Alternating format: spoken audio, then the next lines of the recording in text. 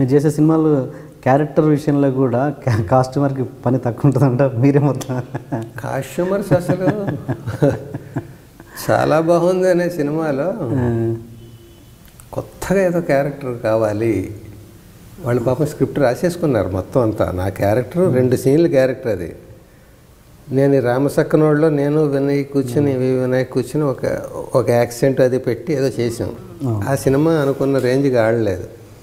అది ఈవీ గారు చూపిస్తే చూసి భలే ఉంది క్యారెక్టర్, ఈ మాడ్యులేషన్, దీన్ని ఫుల్ ఫ్లెడ్జ్డ్గా చేస్తే బాగుంటుంది అనుకుని ఆ టైంలో నేను అడిగాను, మీ దాంట్లో ఏమైనా వేషం ఉంటే చేస్తానండి, ఫస్ట్ ఫిల్మ్ కదా, మీద ప్రొడ్యూస్ చేస్తున్నారు కదా. నేను ప్రొడ్యూసర్, చాలా బాగుంది, తప్పకుండా చేద్దరు. కానీ ఒక వేషం ఉంది, 2 సీన్లు ఇలాగా. చలపతిరావుకి అసిస్టెంట్ తెంగరోడు వాడు, రే ఆ ఫ్యాన్ కట్టారా అంటే తాడు పట్టుకెళ్తాడు, స్విచ్ ఆఫ్ చేయమని వీడంటే తాడు పట్టుకెళ్తాడు. అదేంటో తాడు, ఫ్యాన్ కట్టేమన్నావు కదా, తాడేసి కట్టేద్దాం అన్నాడు. ఈ అబ్బా దాంతో కట్టమని లేదు, స్విచ్ ఆఫ్ చేయ. ఇలాంటి క్యారెక్టర్ 2 సీన్లు అన్నారు. ఇంకా 2 సీన్లు అయినా అవకాశం, ఇంకా గోల్డెన్ ఛాన్స్ అని నేను ఇంత కట్ట రాసుకెళ్ళాను. 100 పేజీలు రకరకాల బిట్లు అన్నీ. కాస్ట్యూమ్స్ ఎలా ఉండాలి, వాడు ఎలా ఉండాలి, తెంగరోడు ఎందుకు అయ్యాడు, ఇవన్నీ అనుకుని వెళ్ళేటప్పటికి ఆయనకి చదివాడు, విపరీతంగా నచ్చింది. 2 సీన్లు ఉన్నాయి. ఈ స్క్రిప్ట్ ఇలా ఉంది, బాగా వచ్చింది, ఇందులో అన్నీ చాలా వాడుకోవచ్చు, కానీ 2 సీన్లు పని చేద్దామండి. హీరోయిన్ ఫాదర్ క్యారెక్టర్ ఒకటి ఉంది, అది 3 సీన్లు. అది ఎంఎస్ నారాయణ అనుకుంటున్నాం. ఎంఎస్ నారాయణ ఇంకో వేషం ఇవ్వడం ఏదో లేకపోతే ఈ సినిమా లేకుండా చేద్దాం. మంచి క్యారెక్టర్. ఈ హీరోయిన్ ఫాదరే ఈ తెంగరోడు కూడా అయ్యి ఉంటే 3, 2, 5 సీన్లు అవుతాయి, క్యారెక్టర్ నిలబడుతుంది అని చెప్పాడు. దాని ఆ కంటెంట్ చెప్పి ఇలా రాయండి, దీన్ని ఇలా మెర్జీ చేయండి అన్నాడు. అందులో ఇంక్లూడ్ చేసి తర్వాత ఇక్కడ 15 సీన్లు జరుగుతున్నాయి, ప్రతి సీన్లో మీరు ఉండాలి అని అలా రాయించాడు. తర్వాత ఇదంతా ప్రెస్ వాళ్ళు ఇక్కడి నుంచి ఇక్కడ కోరిమావుడు వచ్చి తెగ ఎంజాయ్ చేసేవారు ఆ క్యారెక్టర్. పెళ్లి చూపుల సీన్ అది జరుగుతుంటే నేను మూల నక్కుంటాను, రే మూల నక్కేవేంటరా, అమ్మాయికి పెళ్లి పెట్టుకుని రా కట్నం అది ఇవ్వాలి. కట్నం నేనేమి ఇస్తాను రా, మొలతాడు లేదురా మొర్రు అంటుంటేనే.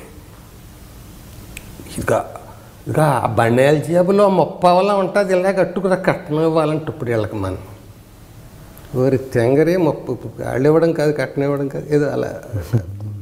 ఇవన్నీ వాళ్ళు ఎంజాయ్ చేస్తుంటేవారు. వాళ్ళకి ముందే తెలిసిపోతుంది కదా ఇంజనీర్లకి, ప్రెస్ వాళ్ళకి క్యారెక్టర్ ఏదో పట్టేలా ఉంది సత్యం అని చెప్తూ ఉండేవారు. ఆయన ఫస్ట్ పిక్చర్ ప్రొడ్యూసర్గా దాని మీద కాన్సన్ట్రేట్ చేశారు. నన్ను నమ్మాడు ఆయన, నేను రాసింది ఎంకరేజ్ చేశాడు. అందుకని దానికి డిఫరెంట్గా అనుకుని ఈ తెలుగుదేశం బ్యానరు ఇది కట్టుకుని ఉన్నాను. ఆయన అరకు షూటింగ్ ఏదో చేసుకుని కోరుమావుళ్ళు ఆ వేళ దిగాడు. షూటింగ్ నా మీద, నేను చలపతిరావు గారు వీళ్ళందరూ, రే తింగరి ఇట్రా యా అని వస్తాడు ఒంగుని వాడు ఇంట్రడక్షన్. ఏం లేదు, ఇదేంట్రా ఈ బ్యానర్ ఇదంటే ఏదో ఇది చేస్తాడు. వెళ్ళిరా అంటే వెళ్ళి మళ్ళీ వస్తాడు. ఎట్రా మళ్ళీ వచ్చాడు, నువ్వే కదా వెళ్ళి రా అన్నో వచ్చాను అంటే నీ అబ్బాయి వెళ్ళండి. ఇలాంటి క్యారెక్టర్కి ఈ తెలుగుదేశం బ్యానర్ అది కట్టుకుని పైన లింగి కట్టుకున్నాను. అది ఇక్కడ దాకా ఉంటుంది కదా, ఆ బనీన్ పైన చొక్కా తొడుక్కున్నాను, లింగి చొక్కా తొడుక్కున్నాను అనమాట. వీళ్ళు గొడవ కాస్ట్యూమర్స్, ఏమంటే చంపేస్తాడండి మమ్మల్ని, ఆయన వచ్చేస్తాడు కాసేపు కాస్ట్యూమ్స్ వేసుకోరేంటని ఇలా ఇన్ని పట్టుకొచ్చారు, ఏవో మామూలు మళ్ళు బనీళ్ళు అవి ఇవన్నీ. నేను ఆయనకి చెప్తాను, ఈ క్యారెక్టర్ ఒకలా అనుకున్నాం, నేను వేరే అనుకున్నానులే, ఆయనకి ఎక్స్ప్లెయిన్ మీరు తర్వాత ఎక్స్ప్లెయిన్ చేసుకోండి, ముందు మేము అనుకున్న వేసేసుకోండి మీరు. ఏమయ్యా ఇది ఇప్పి మళ్ళీ అది వేసుకుని ఆయన వచ్చాక మళ్ళీ నేను ఎలా చూపించాను, ఆయనకి చూపించే లోపల ఉంది. ఇప్పుడు వాళ్ళు చంపేస్తాడు ఆయన, ఈయనేమో ఇది ఏదైనా అనుకుని మొత్తానికి ఆయన వచ్చాడు పైనుంచి. రెడీయా రెడీ, శ్రీరామ్ ఎక్కడ, నేను లింగిను షర్ట్ అన్నాను. ఏంటి ఇలా చేస్తారేంటి అన్నాడు. కానీ ఒకసారి ఎలా వస్తే మీకు చిన్నచ్చు ఏంటి అన్నాడు సెక్రటరీ, ఇది ఇప్పేసి ఇలా చూపించాను. ఏంటిది అన్నాడు. ఎలక్షన్లు అయిపోయి కదా బ్యానర్ వేస్ట్గా పడి ఉండడం ఎందుకు కట్టుకున్నాను నేను దుబ్బా అన్నాడు. నవ్వేసాడు పక్క బాగుంది అంచాడు. ఇక ఆ తెలుగుదేశం కాంగ్రెస్ ఎవరిని బ్యానర్లు పట్టుకురండి అర్జెంటుగా ఊళ్ళో పీక్కురండు కొత్త కొనుక్కురండు అని ఆర్డర్ ఇచ్చేసి అలాగా వర్కౌట్ అయ్యే చోట అట్లాగే అవుతూ ఉంటుంది. సో అది ఈవీ గారి స్క్రిప్ట్నే నేను మార్చేసానంటే ఏమంటావు దాన్ని, నువ్వు పాడు చేసేసానా? సో పాతగా ఆలోచించానా, అదే కొత్త క్యారెక్టర్, అలాగ ఒక క్యారెక్టర్ని మనం అనుకున్నప్పుడు ఆ క్యారెక్టర్ని పండించడం కోసం రకరకాల ప్రయత్నాలు. తర్వాత సినిమాల్లో ఆయన నేను అడిగేవాడిని, పిలిచేవాడు. అమిరాజ్కి చెప్పాను, మీరు 10 రోజులు క్యారెక్టర్ ఉంది ఇందులో, వస్తాం 10 రోజులు క్యారెక్టర్ ఉంది ఇందులో. సార్ నా గెటప్ ఏంటి సార్ అనేవాడిని. ఇది చూసి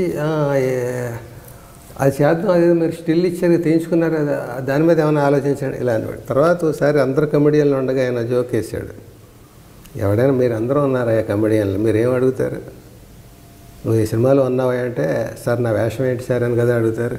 ఈయన ముందు నా గెటప్ ఏంటి సార్ అంటాడు ఆయన, అన్నాడు నవ్వుతాను. నేను వెంటనే అన్నాను, నా గురువుని నేను నా వేషం ఏంటి సార్ అని అడగడం, ఏంటి వేషం ఏంటో చెప్తే తప్ప వేయవా అన్నట్టు ఉంటుందని నేను అలా అడగనండి. ఉత్సాహం క్యారెక్టర్ తెలుసుకోవడానికేనండి. ఆ గెటప్ వంకపెట్టి అట్లా గెటప్ వచ్చేవాడిగా అలా అడుగుతాను అనే క్లారిఫికేషన్ ఇచ్చి, అట్లాగా ఏమయ్యా ఇదే తపనగా పడి ఏడుస్తూ మేలు కోసమే తప్ప ఫలానా ఇన్వాల్వ్మెంట్ వల్ల ఇది పోయింది, ఆయన ఇన్వాల్వ్మెంట్ వల్ల అని ఎక్కడైనా ఒక్క ఎక్స్పీరియన్స్ ఉంటే దాన్ని మనం అప్పుడు అడుగుతాను, నేను ఎవరి వల్ల అలా ఎక్కడ పోయింది అని నేను అడగట్లేదు, ఎందుకంటే రకరకాలు అనుకుంటాను.